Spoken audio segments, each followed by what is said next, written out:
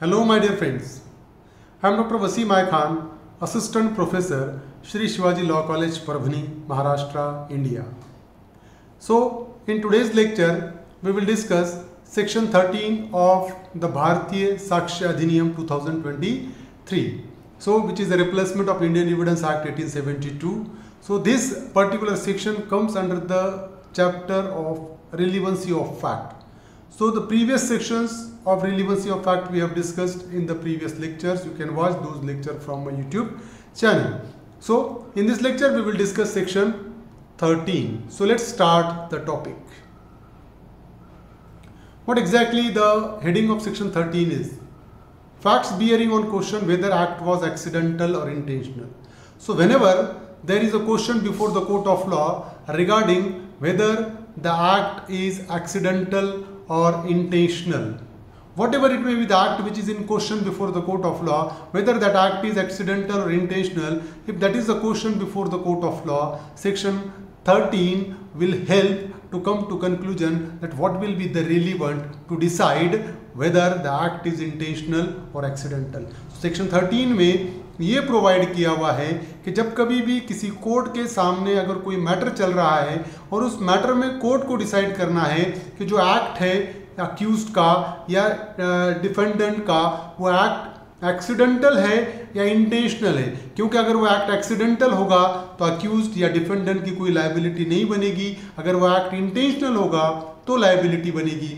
दो सिचुएशन में तो कोर्ट को डिसाइड करने में कि वो एक्ट एक्सीडेंटल है या इंटेंशनल है, क्या क्या चीज़ें रिलीवेंट होगी, ये सेक्शन 13 में क्लियर किया हुआ है। देखिए, when there is a question whether an act was accidental or intentional, done with a particular knowledge or intention, the fact that such act form part of a series of similar occurrences in each of which the person doing the act was concerned is relevant.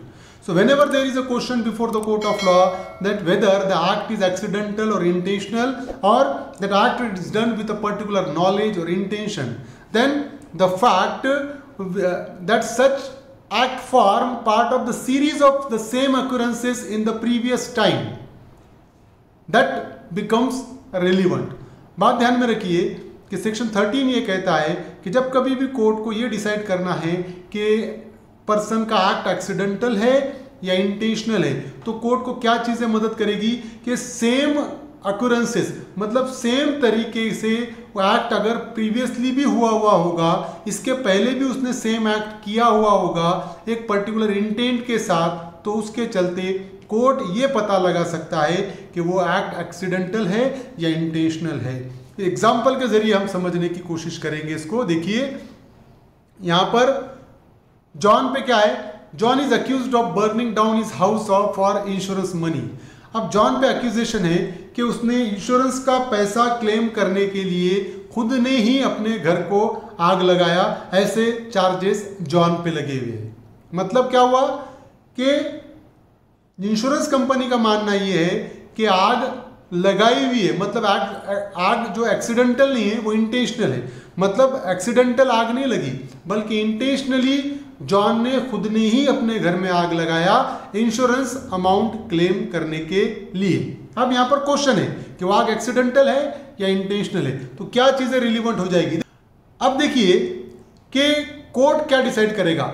The fact that John lived in several houses successively, fact क्या है कि ये 3 घर में इसके पहले John रह चुका है, और हुआ क्या, each of which he insured, हर घर का उसने इंश्योरेंस बनाया था, ये तीनों घर में पहले वो रह चुका है, हर घर का उसने इंश्योरेंस बनाया, एंड हर घर में उसके आग लगी।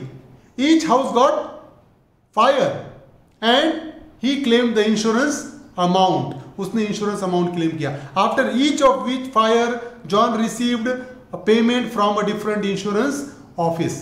तो मतलब इसके पहले 3 घरों में वो रह चुका है, तीनों घर का उसने इंश्योरेंस बनाया था, तीनों घर में आग लगी, और तीनों घर में आग लगने के बाद तीनों बार इंश्योरेंस कंपनी से जॉन ने जो लॉस क्लेम किया है।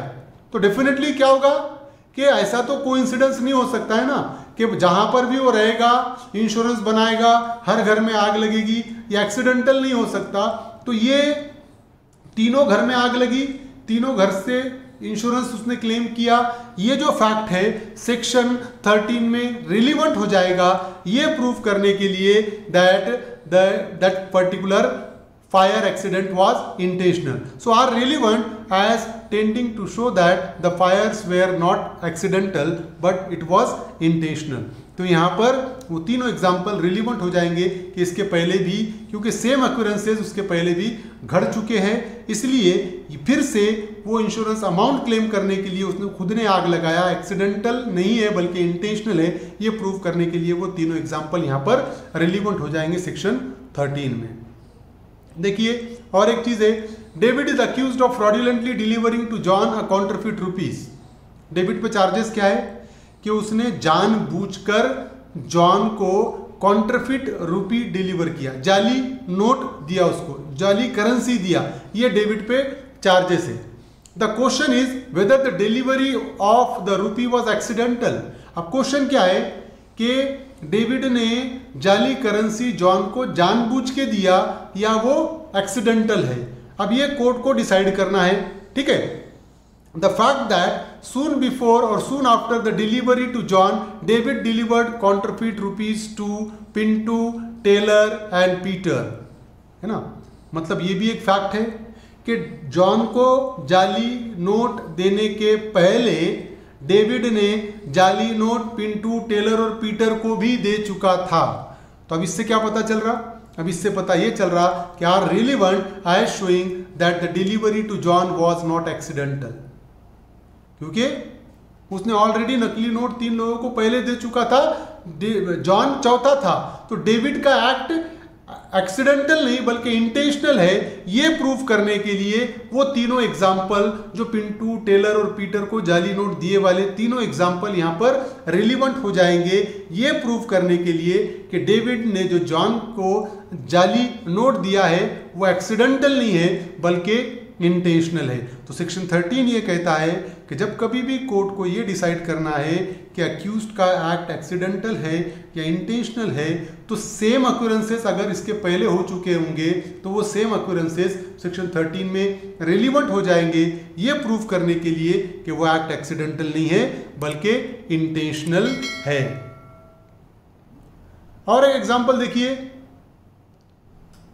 कि सेक्शन 13 इंडियन एविडेंस एक्ट का सेक्शन 15 था, सेम सेक्शन रिप्लेस होके भारतीय साक्ष्य अधिनियम में वो सेक्शन 13 हो गया। तो section 13 applies to such type of act which was only particular in nature and the modus operandi was also the same.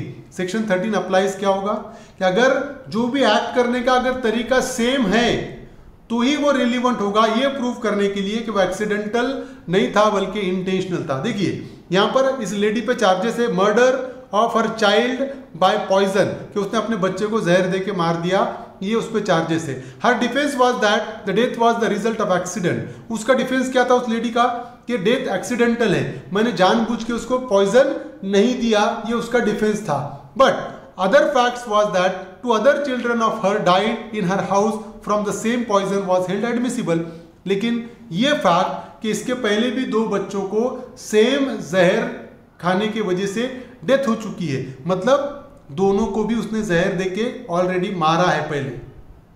तो ये क्या प्रूव हो रहा है इससे कि तीसरे को भी उसने जहर देकर मारा है, ये एक्सीडेंटल नहीं है बल्कि इंटेंशनल है। तो ये प्रूव करने के लिए जो पहले दोनों बच्चों को डेथ हो चुकी है पॉइजन की वजह से, वो यहाँ पर रिलीवेंट हो जाएगी, जिसके चलते ये प्रूव होगा कि वो जो पॉइजन दिया गया है एक्सीडेंटल नहीं था, वो इंटेंशनल था। ये प्रूव होगा सेक्शन 13 के हिसाब से। प्रोबेबल क्वेश्चन सेक्शन 13 पे क्या आ सकता है, देखिए fact bearing on question whether act was accidental or intentional mention under which section of Bharatiya Sakshya अधिनियम 2023।